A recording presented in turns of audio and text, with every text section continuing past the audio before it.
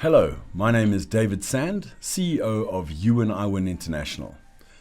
Welcome to another version of the Uwin Iwin Breakfast Show.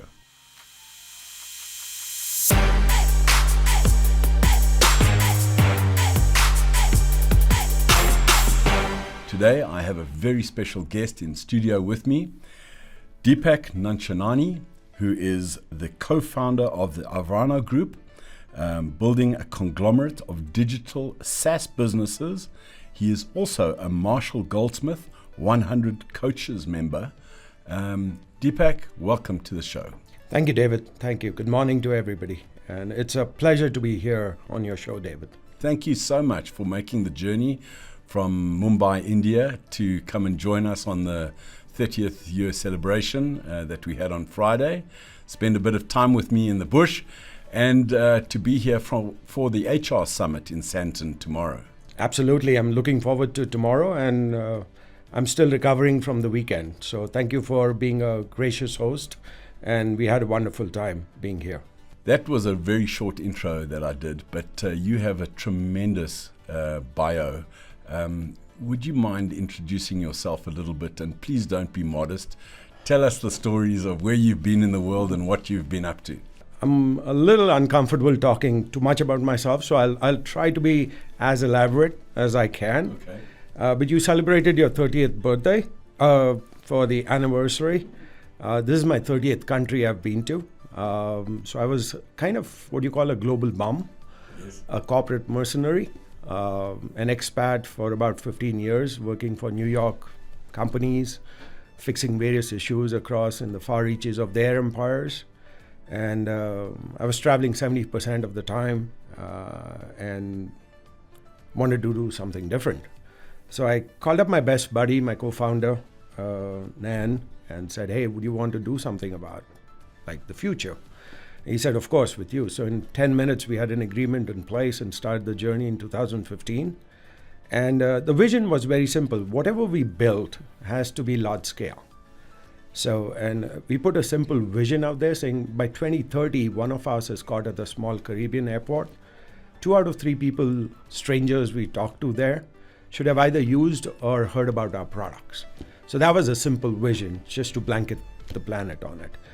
And we started looking for opportunities. And of course, we wanted to do something in AI, but I think we were looking for human capital management platforms and couldn't find anything that was to our liking, so we started building that too. So today we have a multi-product set of platforms, and I think I'd rather talk about what those platforms have achieved later down than my qualifications. I mean, yeah, I'm a Marshall Goldsmith 100 Coaches, global coaches, but I'd rather talk about the Cody Awards that the platforms have won, Okay. which is kind of the Oscars in our industry. So I think my pride shows through the kids, Yes. and these platforms are my kids, and I'm very proud of them. So Yes. I'd prefer talking about them more Absolutely. than just about myself. So you mentioned Cody. Now, I'm kind of familiar with it, but not really. What is the Cody Awards? So Cody is like, you've heard about the Oscars, right? Yes. The film fraternity and the way that the Oscars are adjudicated. So it's the film fraternity that votes among a short list of candidates as to who's the best of the breed. Cody is something similar. It is adjudicated by the Software Industry Association of America, SIAA, and it's a conglomeration of about roughly 3,000 CXOs globally. And every year there are categories like you have at the Oscars, and they adjudicate who's the best in that category. Right. And that's kind of from a pride equation and Oscars in our industry. And actually the Washington Post and the LA Times do call it the Oscars of the software industry. So similar format, San Francisco, red carpets. Instead of evening gowns, you'll find shorts and sandals from the Silicon Valley crowd. Yes. And it's pretty competitive. So our category had 54 finalists, and we won the best. Wow. In our first attempt, which was kind of a very big eye-opener that, yeah, we are on to something big. So we've made a movie that's kind of cutting its weight. in merit, and now let's start selling tickets for more people to watch this movie. That was circa 2019, so we've been at it about 4 years now after winning the Oscars. So that was for the People Hum platform, right? Yes. Okay. So People Hum has partnered with Uwin Iwin in South Africa. Absolutely. And we're very proud about that. So thank you for that privilege. And we've really been only going at it together in South Africa for a year. And I think we've made some nice early stage wins and impact. Tell us a little bit about the growth of the platform to date worldwide, and what your vision is for Africa. That's a great question, David. And I would say growth is, I consider growth as running on a treadmill. And like the speed you run at. So last year we were running at around 8 kilometers per hour. This year it's about 11 to 12. I think we designed the organization with all the services support around it for +2. So if you're running at 11, you got to be at a +13 on a treadmill pace. So growth has been phenomenal. I think we're doubling every year. We are in 76 countries right now that we sell to. Africa, I think Africa is one of the most exciting things that has happened. So we're not just bipolar, which is Asia and Americas, because everybody needs software. So Africa is our fastest growing continent at this point in time. And we have some marquee brands in Africa, Proto Energy in Kenya, Green Africa, the newest airline out of Nigeria, a lot of banks. We're signing up with insurance companies, chemical companies. So Africa is becoming one of our, I think, the second largest pie of our portfolio. Wow. And we're investing a lot in Africa and working with like partners who know the lay of the land and complement our services and our product set. So Uwin Iwin is a perfect fit on that. It has a marquee platinum name, and we're looking forward to integrating and working closely together strategically on your understanding of Africa and how we can complement yours while introducing you across the markets we are growing our presence to. So I think it's a win-win partnership. And as you said, Uwin Iwin, that's the perspective we're looking for in our approach to Africa at this point in time.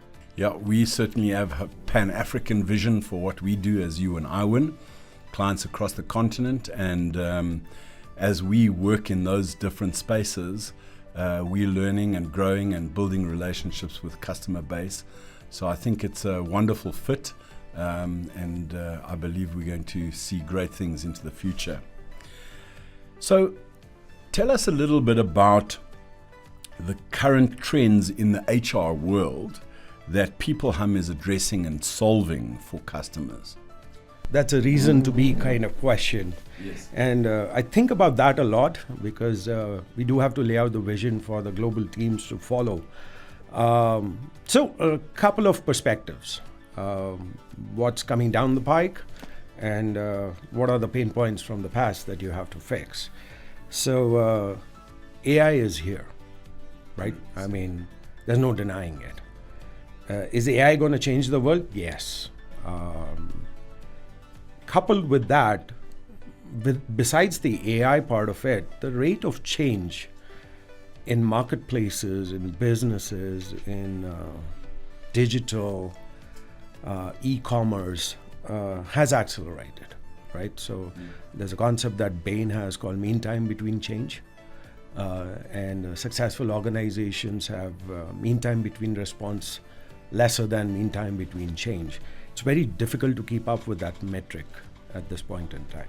So change is inevitable. AI is here. The projections are wild to conservative. The conservative part is how do you monetize AI? And the wild ones are 80% of today's jobs are going to be AI'd, as they call it. So that's the reality that we are facing. Whatever the percentage is in, it might land up somewhere midway there. But change is real, right? And I think since Henry Ford, which is about 125 years back, organizations have struggled bridging the trust gap that has existed between employee and employer. It still is not up to mark. And all scientific studies show that productivity boost would be 40% to where we are if we really crack that trust bridge.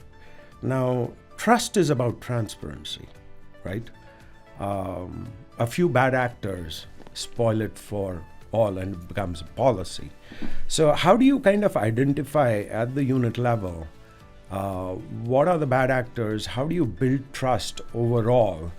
And how do you make it transparent? Because that's the only way to build trust. If you know everything about me, then there's no place to hide. And the employee and the employer, it's all transparent on the table. And technology can help in a major way to do that. Mm-hmm. So at the strategic level, we call our philosophy TCO. So TCO is trust, T is trust in TCO. Building that trust bridge with transparency, and the platform allows you to have that transparency as such. C is change, and we call it our evolve methodology, where you would need to evolve to face what's coming up in the future itself, right? And O is kind of a major pain point that existed, which is one view. So there are two primary enterprise platforms that every organization needs. One is on the CRM side and one is on the human capital management side. Unfortunately, most organizations focus a lot more on the CRM side than the human capital side, but one drives the other, right? A happy employee leads to a happy customer. Yes. But they forget the happy employee part, they just want the happy customer. So we focused on the enabling part of the platform. Unfortunately, the mix that is there requires you to connect 12 different technologies together or different platforms that refuse to talk to each other. Yes. Right? And it becomes a major headache at the enterprise level, getting one sense of view of my employee set. So we've designed the whole platform around the employee. So as a one view around the employee is where we target. The secondary aspects or the operational aspects that we kind of utilize are called MSU. So migration onto the platform. So you pay subscriptions of major kind of US-centric platforms.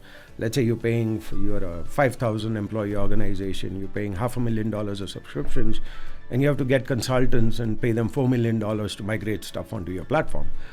And it takes 18 months to 24 months to do that. Yeah. That defeats the purpose. I mean, by the time you've migrated onto this platform, the technology is old already. It's moving so fast. And the organization is exhausted. And the organization's exhausted, and the CHRO has changed, the CTO is new, and then you reset. Yes. So you got to get speed in that migration path, and that's what we focus. So our principle is any organization with less than 1,000 people should take no more than 4 weeks to migrate in.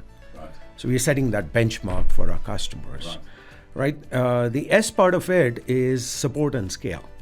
So HR tech was pretty much what we call, I wouldn't say Mickey Mouse tech, but less than robust, scalable tech, right? So we took the path of being Java only and scale, and we are scale specialists. So some of our concurrent platforms do 20 million in our other companies. So having that scale provides you kind of longevity for the next 2 or 3 decades at least. And you're not struggling investing in a platform that's going to keel over when 6,000 people hit the platform together in a cloud. And the U part is utilization. The industry metrics for that was 1 access point a week per employee. Yep. We are at 14 today across our platform set. So 14 times what the average benchmark was. So that's how we define our vision and what we are trying to do and our growth characteristics in the path. So I mentioned what's in the future, the trust and the change part of it, and then the one view and all are the pain points of the past. So it's kind of a 2-part view that we solve strategically as well as operationally. Yeah. We first came on as a customer of the platform, and then we developed a partnership. And I must say, as a small to medium-sized business, it was of doing market research and due diligence. It looked absolutely spectacular in comparison to the other. So the user interface side of your product looked great. And what, as a business decision, the price points were also very attractive. Then on implementation, I must say, I did the implementation myself because I just didn't have other HR bandwidth to do it. And it was so simple, and your call centers were so supportive. And the way you've set up the learning modules in your different YouTube video type of support was absolutely fantastic. So I must compliment you. And that was then the stimulus for me to want to become partnered with you and to see how we could offer that to other businesses in Africa, because it certainly is an incredibly enabling product, and well done to that.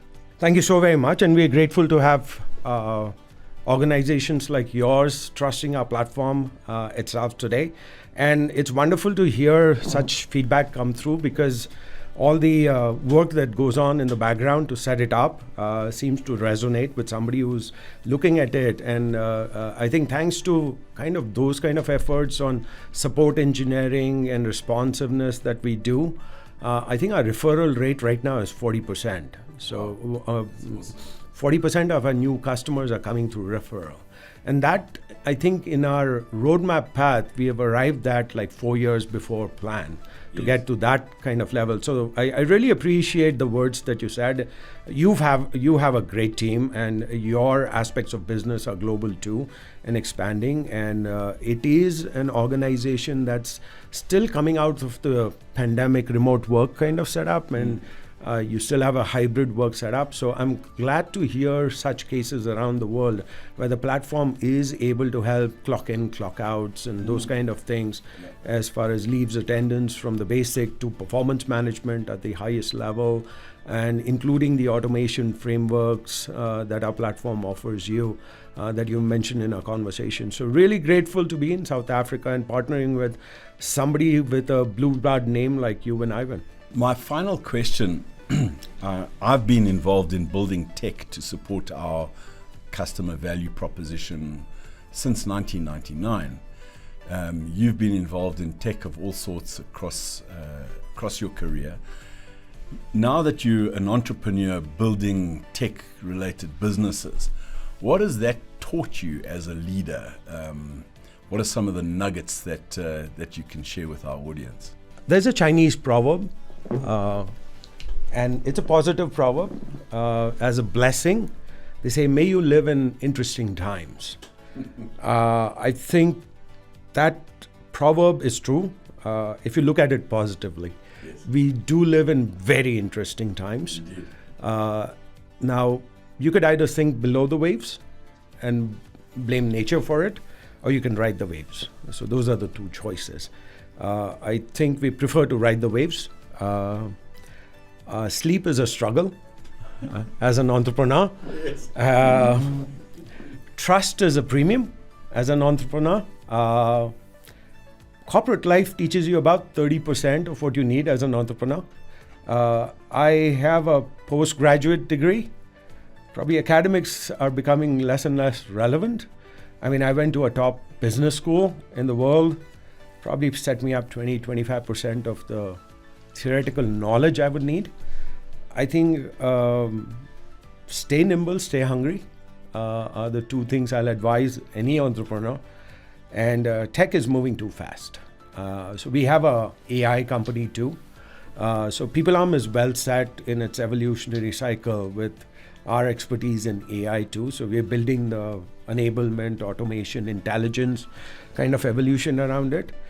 The other aspect I also would like to focus on in this journey. I've been at it 10 years. You've been at it 30 plus years, David. So you should have at least 3 times more learnings than I do. But it's not the stay hungry, stay foolish. Stay curious. I mean, my struggle is not finding the right answer. My struggle remains asking the right question. Always. And if you hit the right question, you'll find people to give you the answers. Yes. And now ChatGPT and all those technologies are there. So there's a culmination of all the knowledge in the world that will provide some kind of answer for you.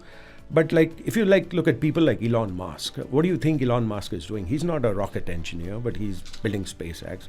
He's not an automobile engineer, but he's building Tesla. He talks about this concept of dots connect at the back. I think what he's doing is asking the right question. Like, can I retrieve rockets from space? Can I build a sports car that runs on electricity?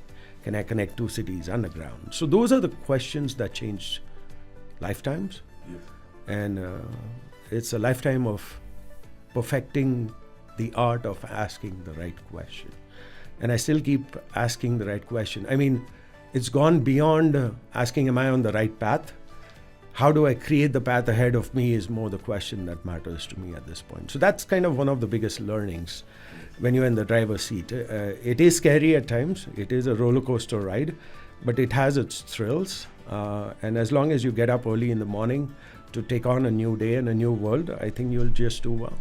Thank you. Thank you for that advice, and I'm sure the many entrepreneurs that do watch the breakfast show will take something of great value out of that. Thank you very much, David. Thank you for joining another version of the Uwin Iwin Breakfast Show. Please leave your comments below on whatever channel you're watching this snippet. We appreciate your feedback and engagement. And of course, we're always looking to connect with new customers. So if you're a customer that has an HR issue or a need to improve performance through sales or a recognition and reward program that you'd like us to help you with, please reach out to us. We would love to engage in a conversation of how we can support you. So keep winning, and thank you for listening to the show.